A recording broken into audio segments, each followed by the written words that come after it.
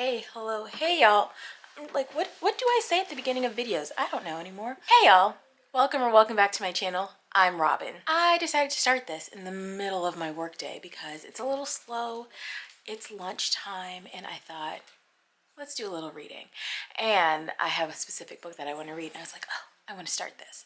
So today we're gonna be reading books by authors that I did not like the first time. I have a slew of authors that I read it and I had high hopes.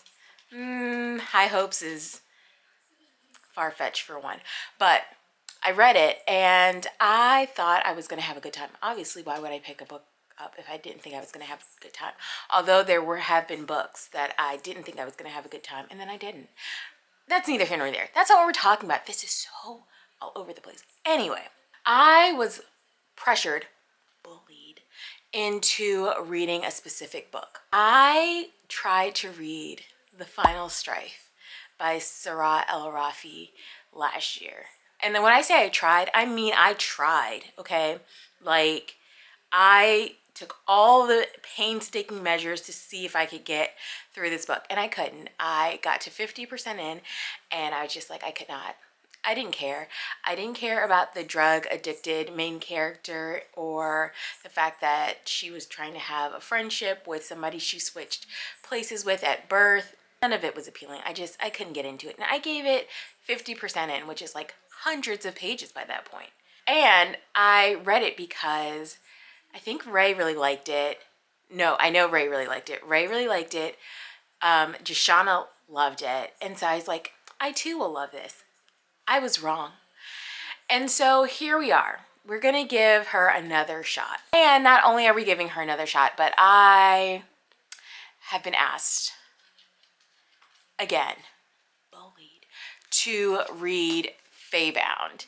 This came out a couple of weeks ago, I think. And so I'll be reading this with Steph and Jess. And I know that Jashawn was like, Robin, you need to give this a chance. So here we are. Faebound. And I know you're thinking, well, is that the only book you're going to read? No, because there are two other authors that I want to try giving another chance to. The first one is Kasoko Jackson. I read I'm Just Not That Into You. Oh God, was it last year? The year before? I don't know. I read it. It was terrible. Like, it was really bad. It was so inconsistent. The plot was inconsistent. The characters were flat and boring. Like, it was supposed to be a second chance romance. We never find out why they broke up in the first place. Annoyed. And then when they like come back around, you're just like, why are you even into this guy that you broke up with in the first place? Why is he into you? Because the main character, I don't even remember his name. The main character is just like a little insufferable. And then the only reason I could tell that he wanted to be with his boyfriend or his ex-boyfriend was because he was hot and rich, which, fair, but he had no personality. And I was just like, why am I supposed to be rooting for you guys? I know. I feel like I look crazy, and I do. I do. It's a work day. I don't. Anyway, so I read that. Ray also attempted to read I'm So Not Into You. And she DNF'd it around 5%. And I should have taken the lead, but I was nosy. And I wanted to know what was going to happen. But then she read Survive the Dome by Kasoko Jackson. And she really, really liked it. And so she was like, could I maybe convince you to read this one day? Yeah. And here I am giving Kasoko Jackson another try. And then lastly, this one I did have high hopes for, but I wanted to read Shirley Jackson. So I started with We Own This Castle, We Are This Castle, This Castle's Our Home. I don't know, you see the book here. I read it and I said, this was the suspenseful, creepy book you guys are all talking about. Had you guys scared? I was bored, big yawn.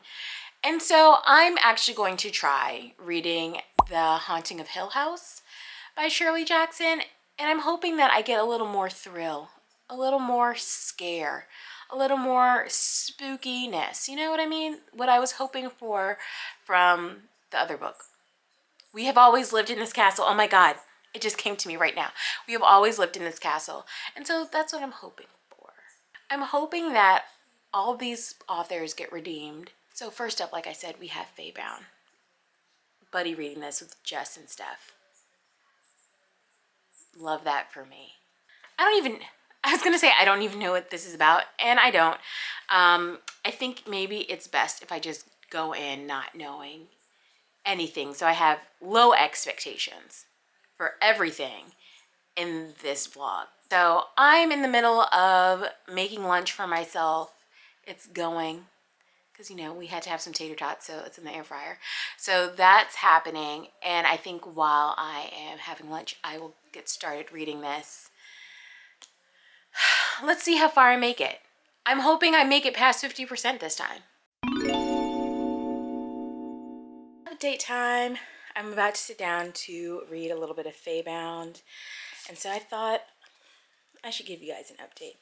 I am a little under 50% of the way in. And if I had to rate it right now, at best, I'm feeling like a 3.5.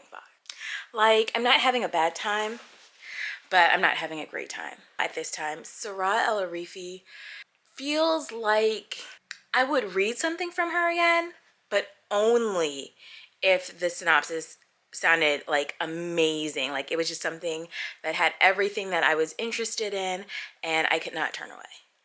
But otherwise, I feel like I could take her or leave her at this point. Have I given an update on this at all? I don't think I have, so let me just start from the beginning what I've got. So Faebound. So we're in the land of the elves. I know, crazy when the book is called Faebound, but okay. So we're with Iran. She's the main character, well, one of them. She's the new colonel and the waning army. I think it's waning. And so on this place, there used to be elves, fae, and humans. And the elves believe that the humans and the fae have been wiped out. They wiped each other out with a war that they were having. And so the only ones that exist are the elves. And now the elves are fighting each other faction by faction for resources because it's not a great time. People are hungry. There are limited resources. And so they're trying to find their way to like get these things called Freydia. And Freydia helps like sustain food and water for the elves. Like all you need is like a grain and you're good for like months.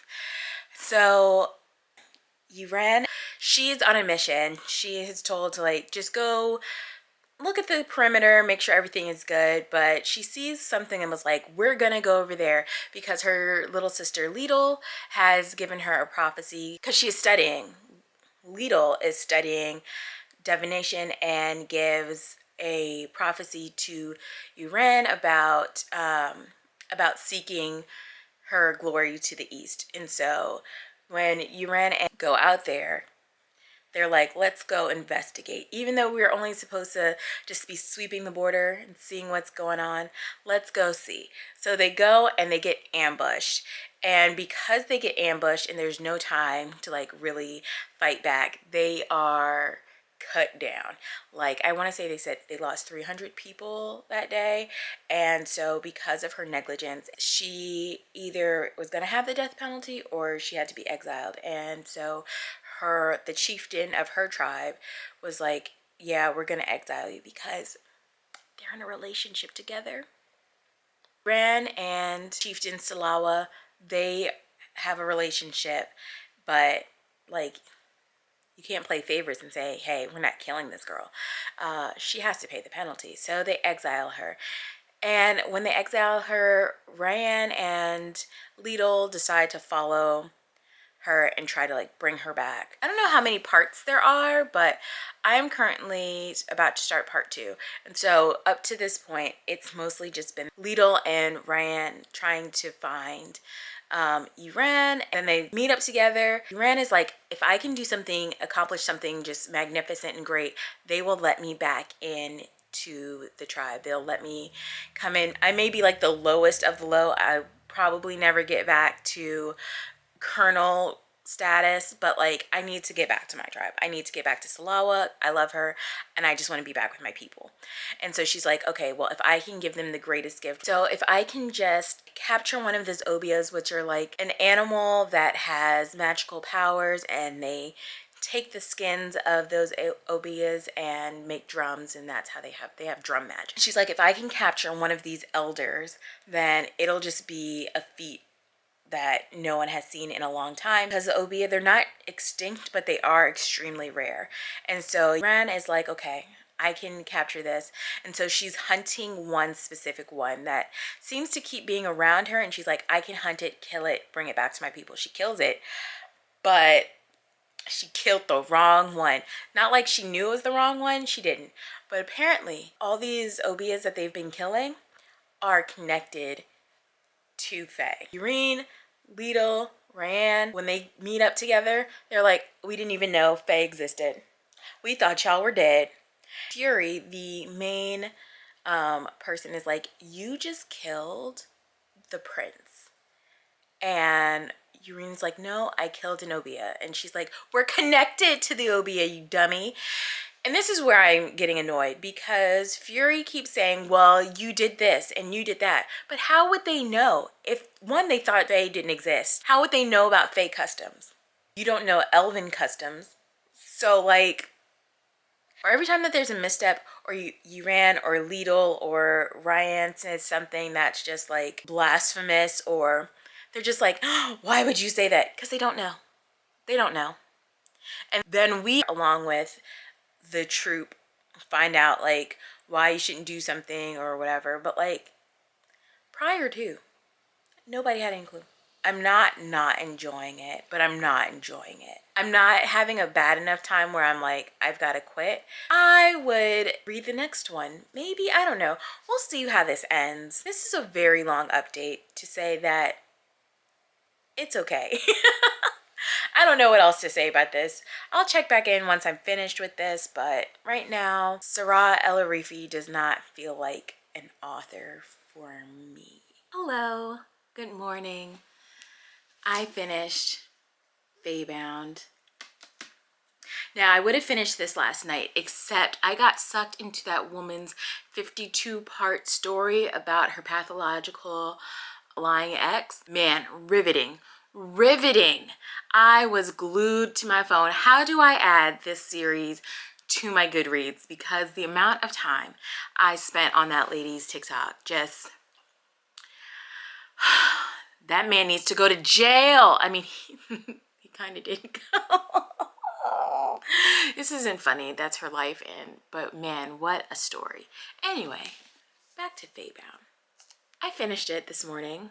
Now, I just want to say, the best part of reading this for me has been the voice notes with Jess and talking about it with Steph.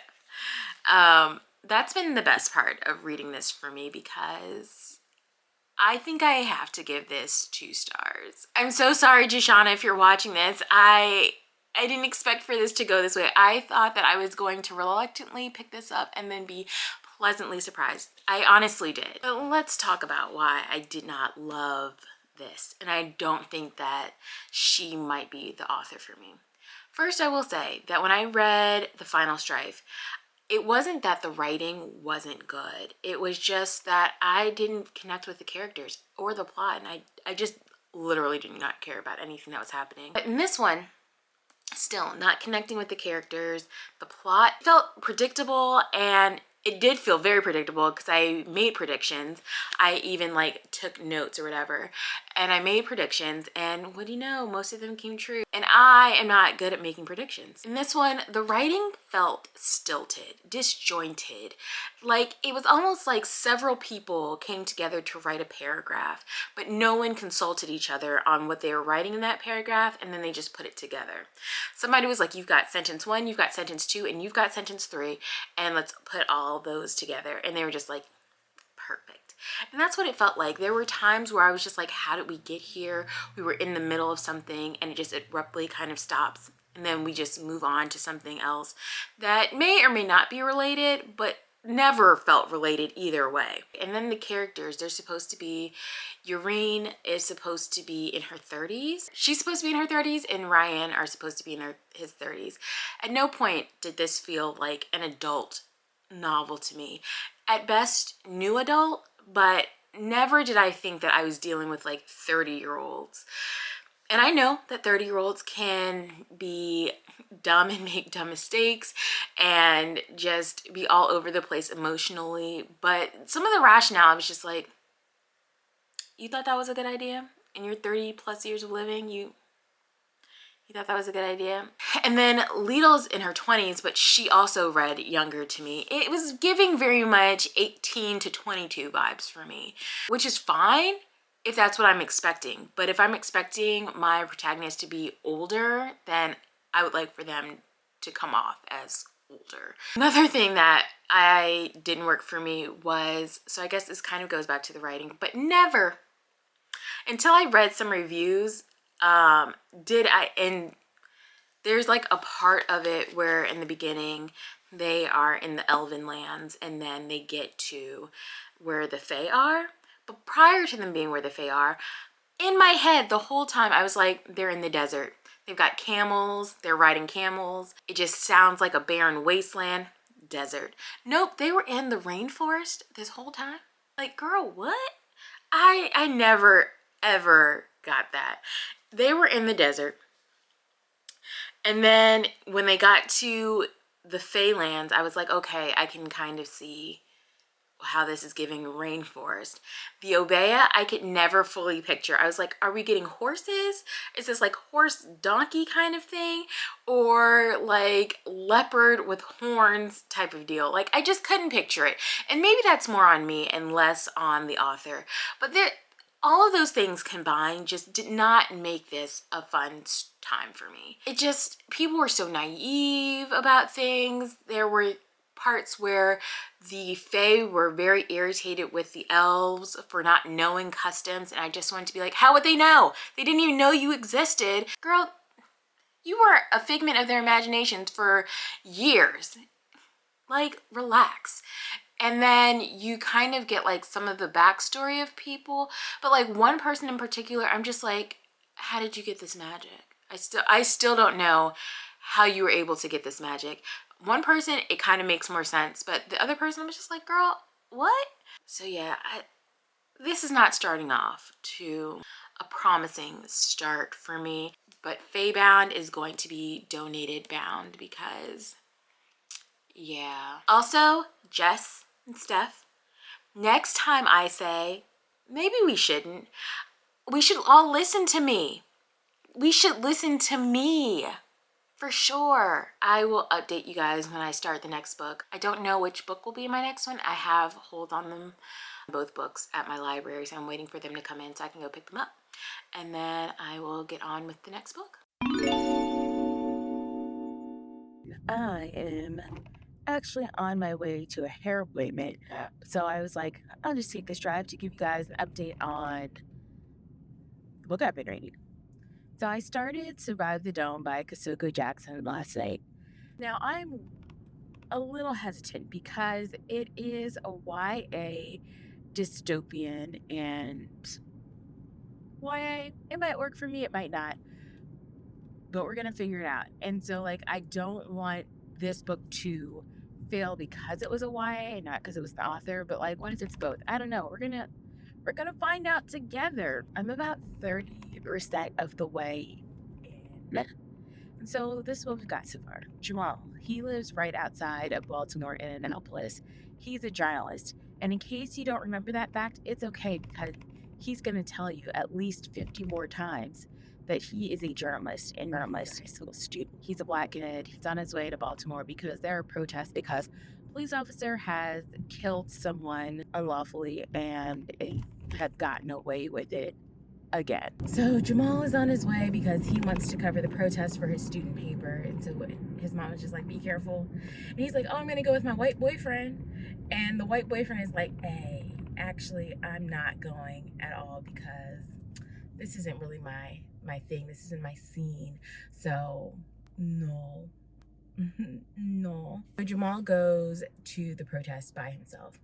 When he gets there, chaos just kind of descends at the protest. There is this new technology that no one's ever seen it before until right now at this protest. A dome. They get like this speaker thing, and it's like, everyone go to your homes, okay? Be safe and get to your homes immediately. And anyone who's not in their homes by the time, this like timer is up, y'all are in trouble. Y'all are about to get it. We're gonna round everybody up. And then this dome, a literal dome, descends around the city of Baltimore. What the dome does is it disables all communications and nothing can go in or out. So like basically the police are out here beating people's ass, but like no one can see it because you can't get a video through, you can't get a call through. There's no point in calling 911 because they're not going to come to the rescue. The police are basically like saying, this is military law now. You guys did not abide by the rules, and so we're taking back the city and we're going to deal with you. Jamal, who's a journalist, is like, people have to know about this. I've got to show people what's happening. He runs into this other boy named Marco, who is also at the protest. And Marco's like, come with me. I can keep you safe. I know a place where we can go because Jamal can't get out of the city to get back home to Annapolis. So he's stuck in the city. His mom doesn't know where he is because he can't communicate. And Marco shows up, happens to be the savior, and is like, let me help you. And Jamal's like, okay, but don't tell me what to do, but I'm gonna let you tell me what to do because you're cute. And that is actually what happens. Jamal and Marco go and they are in a safe house, but while they're at a safe house, Marco sneaks out to go to a hacktivist meeting because Marco is a hacker. And he's like, Jamal's like, well, you can't just leave me here. Where are you going? And Marco's like, don't come with me unless you can be quiet. And then immediately Jamal is like, I'm not going to be quiet. I'm going to ask 1,010 questions because I'm a journalist and I need to know everything that's happening all the time, everywhere. It is clear that nobody's really sure about the technology of the dome. They can't figure out how to bring it down and what's going to happen. But while they're at this meeting, it gets crashed. The police are on their tail. Then a whole bunch of them end up in the prison because the cops have gotten them and are like, all y'all are around. Marco sacrifices himself, not like with death. Maybe, I don't know. The police may be like, we're killing all y'all. But he sacrifices himself so that Jamal can get away and get a message back to the safe house leader. And while he is there, Jamal gets caught because he sacrifices himself to save a little kid that he came across. When Jamal gets to the jail, he sees Marco. He sees that Marco's like really fucked. And the police are like, hey, if you've got information, we can help you. We know you're not a bad kid. We know that, you weren't meant to be here or be part of this. And if you give us the information that we need, then you will be free. So Jamal's like, all right, let me cut you a deal.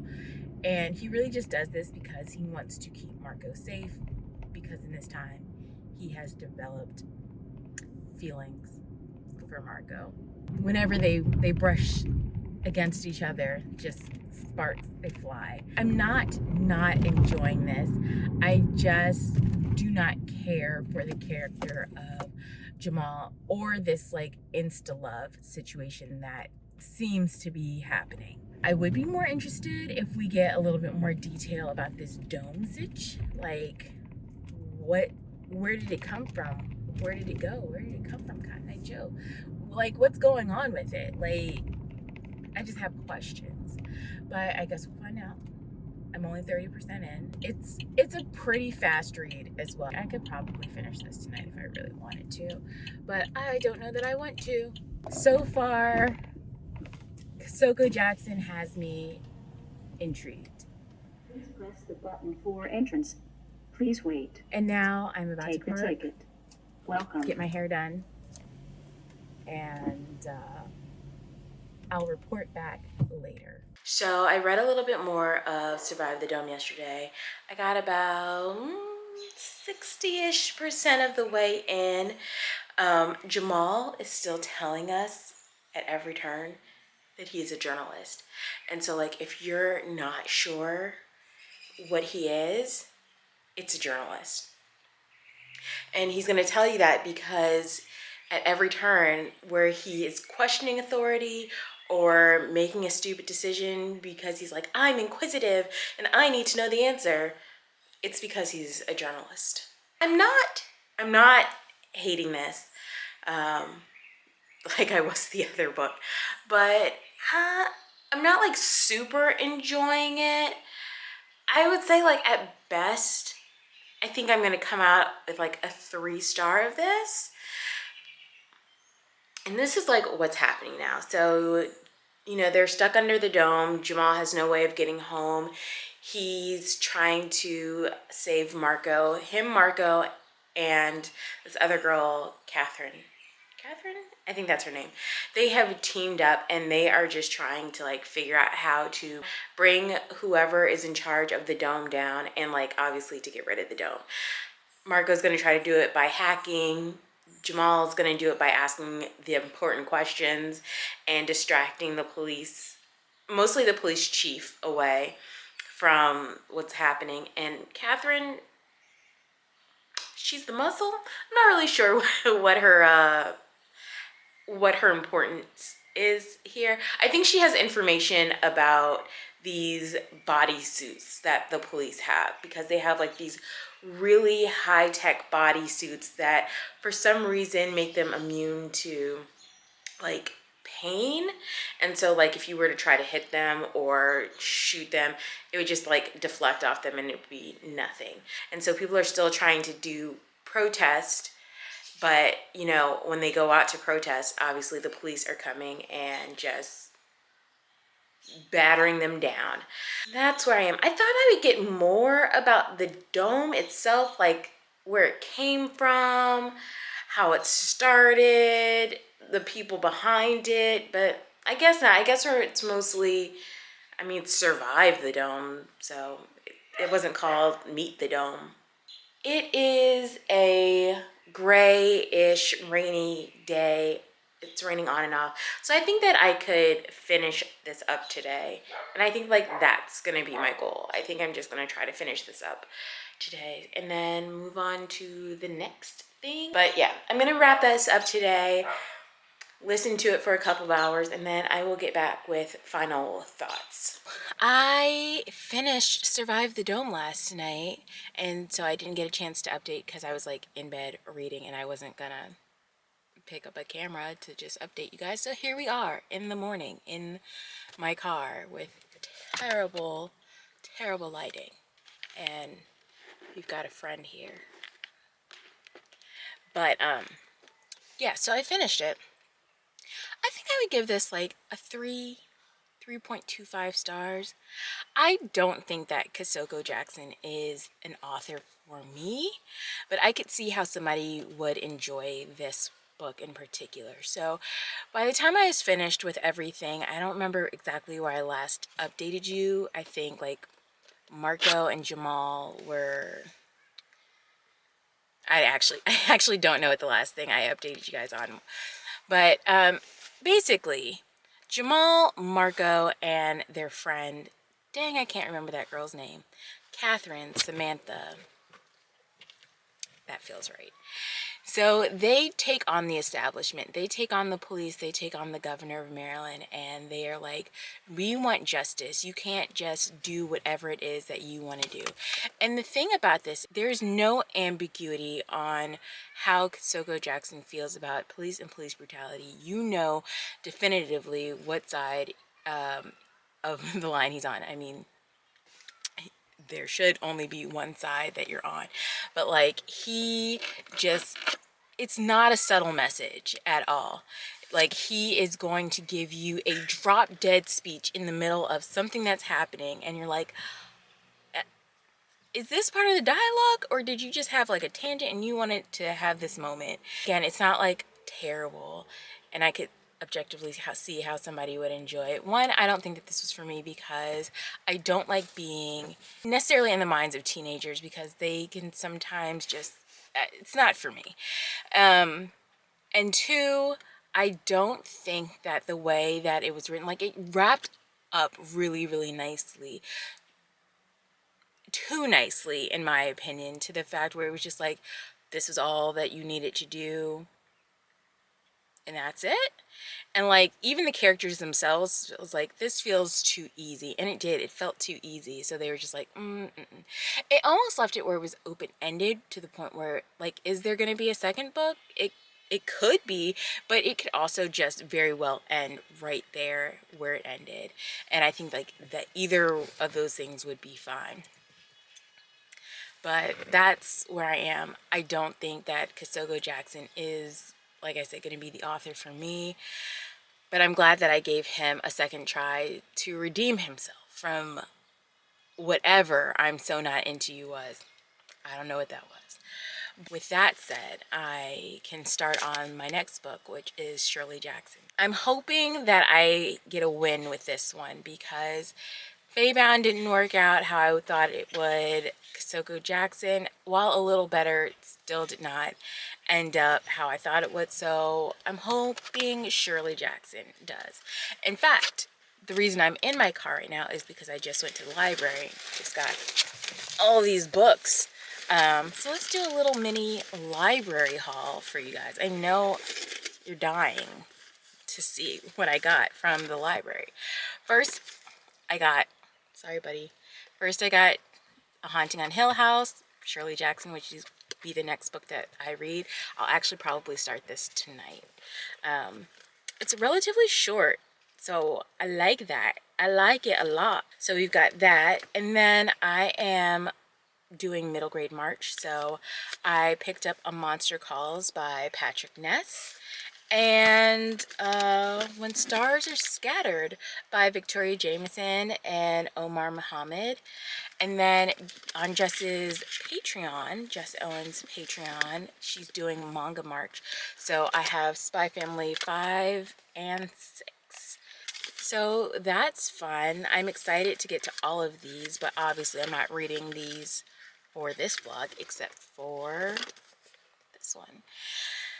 I'm hoping Shirley Jackson really does it for me, but we shall see. I've got a few more other things to do. I need to go get some gas. I need to put air in my tires. Boo.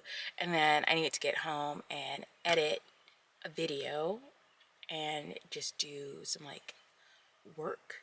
And then when I get nice and into bed, I can pick this up and get started and hopefully have a banger of a time. I feel like it's been a minute since I picked up this book picked up the next book. I know I went to the library to pick it up and then I just did not read. But I did start reading The Haunting of Hill House eventually by Shirley Jackson.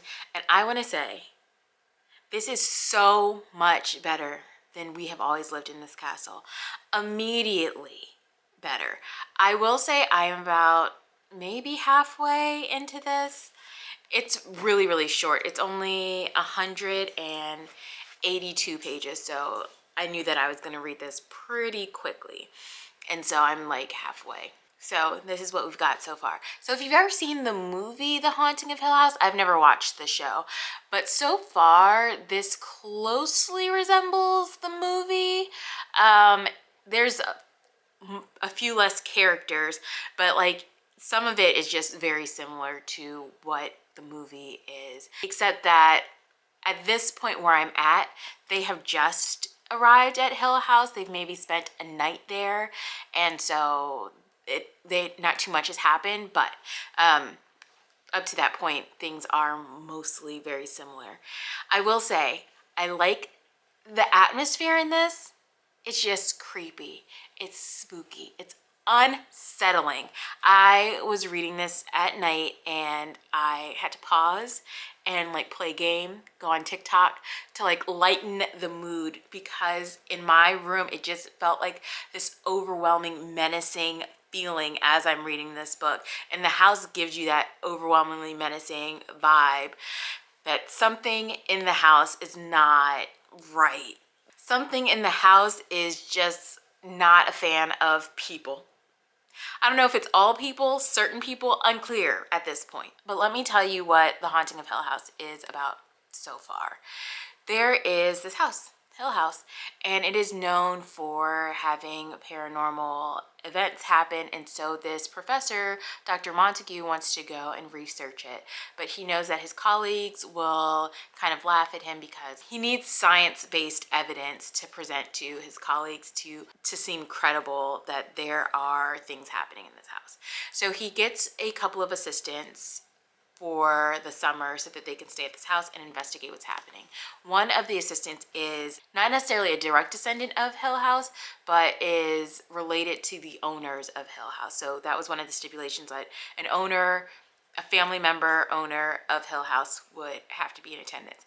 And then the other two people are this woman named Theodora. I want to say like she has psychic abilities, and then the other person is Eleanor, and I'm still not sure why Eleanor is there. Eleanor is also not sure why she's there, but I think that she may have some type of ability where she can either move things, she doesn't know it, and she's just always associated with a coincidence or something. But I think that she has the ability to like move things with her mind. And so these four individuals are in Hill House. The only other person there is the maid, Mrs. Dudley, and she's like, hey, I set out breakfast at 9, I set out lunch at 1, and I set out dinner at 6. And after I set out dinner, I'm out of here. I don't stay here in this house after dark. I don't come here. She's like, no one from the town will be able to hear you if you need help. And so it's just like, why not? What happened at this house that the townspeople are like, we don't go up there, period, and definitely not after dark. So I'm very excited to see what is happening with that. Also, Eleanor has just gotten out of a situation where she was a caregiver for her mother, and it seems like her mother was not the nicest or kindest person. You can tell that Eleanor's mother and Eleanor's sister have kind of built it so that Eleanor feels guilty for experiencing joy and enjoyment and things like that. And so when she's like, oh, I'm having a good time, she's like, I shouldn't, because it's childish and stupid and wicked. And Theodora's like, no, it's not. Also, I feel like something's brewing between Eleanor and Theodora. I don't know if this is like supposed to be lesbian fiction, but so far I would say yes, but I am very interested. So I think that I can actually finish this in the next day or two, as long as I don't get too scared, because again, like I said, reading this at night, I had to take breaks and I just could not read it all straight through because I was getting creeped out. Like nothing was happening, but like doors keep shutting and they're like, why? The house is a little off kilter, which makes you feel a little off kilter. So lights on, reading this. Maybe I will read some right now in the daytime when I don't feel like the shadows are closing in on me. And I will be back with hopefully my last update for this book and this vlog. I don't actually remember the last thing I said about this book. Maybe I started the book. I don't even know if I had an update about this book. But we're talking about The Haunting of Hill House by Shirley Jackson. I think maybe all I said was I was going to start it. I honestly don't even think I gave you guys an update. But in my defense, it was a very short book. Is it like the best book of all time? No. But is it better than We Have Always Lived in This Castle? Yes, absolutely. And so they're all in this house. While they're in this house, very weird things happen. They've decided not to be apart from each other because when they are apart from each other, that's when all of the weird instances happen. There's blood on the walls, writing on the walls, doors close. It feels like the house is shifting around them as they are inside the house. And so they're like, don't be alone, which honestly, sound advice. I've never seen more sound advice in a horror situation. And so we go through this and it's very unsettling the whole time you're reading it.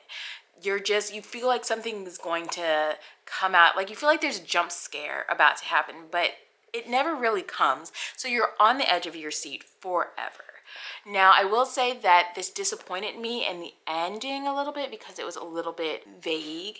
And I think it's only vague because I saw the movie, which had a little bit more, it put a finer point to this story, where this one is just like, you kind of get the sense of why something happened or why somebody makes a particular decision that kind of ends this, but you're just like, okay, is this a haunted house? Is this a possession story? Definitely a haunted house.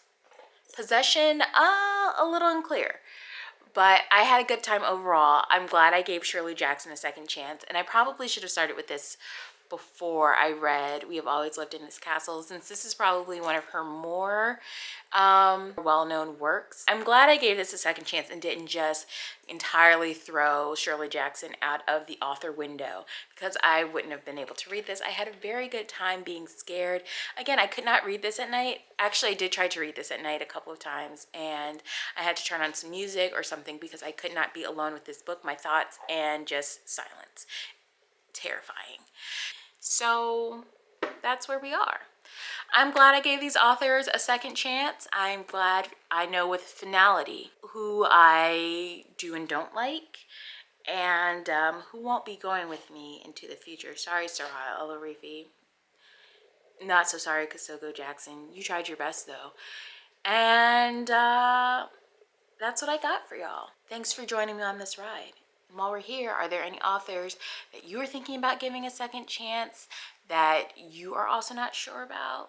Let's talk about it down below in the comments. And until next time, bye.